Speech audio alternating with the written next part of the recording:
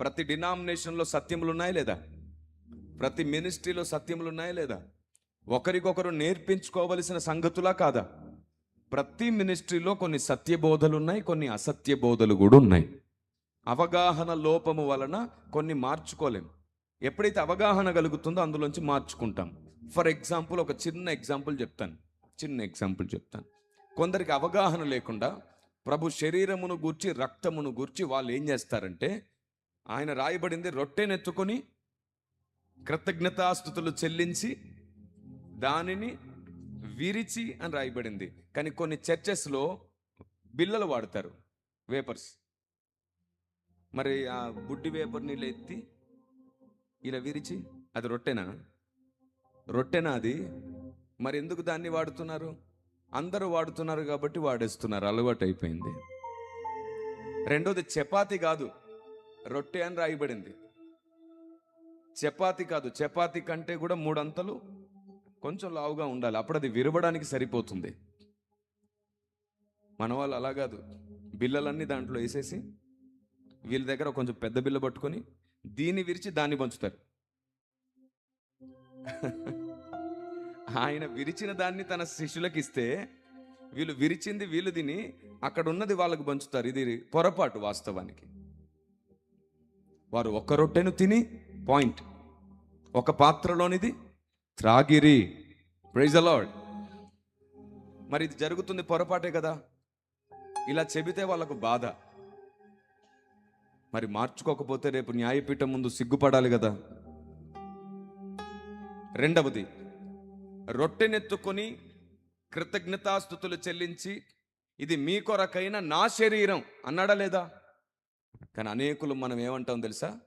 రొట్టెనెత్తుకొని ఇది క్రీస్తు శరీరమునకు సాదృశ్యము అనే పదం వాడతాం. సాదృశ్యం ఏంటి? సాదృశ్యం ఏమిటండి? సాదృశ్యమైనది ఇప్పుడు తింటే నిజమైనది అక్కడికి వెళ్ళి కొరుక్కొని తింటావు ఆయన్ని. ఒక్కసారి రొట్టె సంఘమంతా కలిసి ప్రార్థిస్తుండగా ఎత్తినప్పుడు ఇది ఆయన శరీరం అవ్వాలి అని వేడుకున్న తర్వాత నమ్మండి, అది ఆయన శరీరం.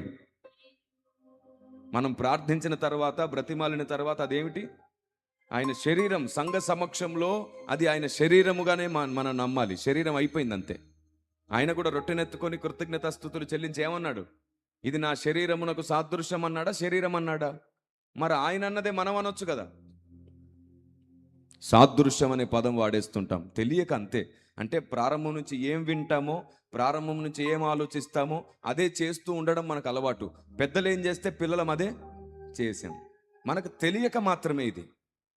మరి దేవుడు తెలియజేస్తున్నాడు, లేఖనంలో రాయబడింది. ముందే ముక్కలు చింపేసి గిన్నెలో పెట్టేసి కొందరు ఒక చపాతీని తీసుకొని చింపుతారు.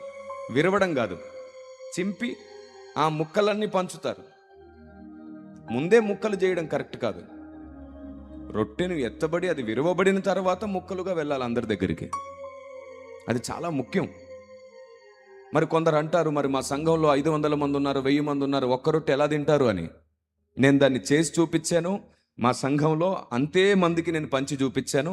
యూట్యూబ్లో కూడా దాన్ని అప్లోడ్ చేశాను. Praise the lord. మీరు చూడండి, దాదాపుగా 1000 మంది ఒక్క రొట్టెని ఎలా తిన్నారో మీకు కనబడుతుంది. మేము మా సంఘంలో చేశాం.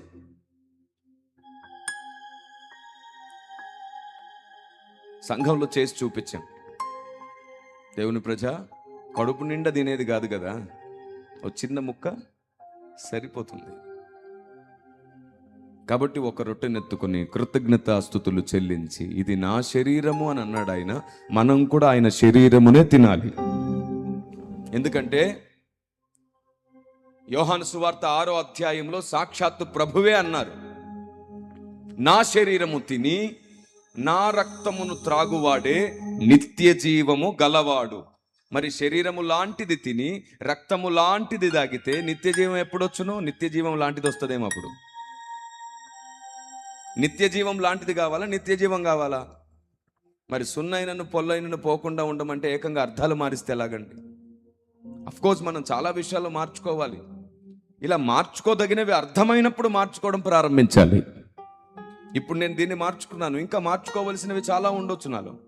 నాకు అర్థమైన కొలది నేను మారాలి, ఎందుకంటే ఆయన అర్థమయ్యేటట్లు చేస్తాడు.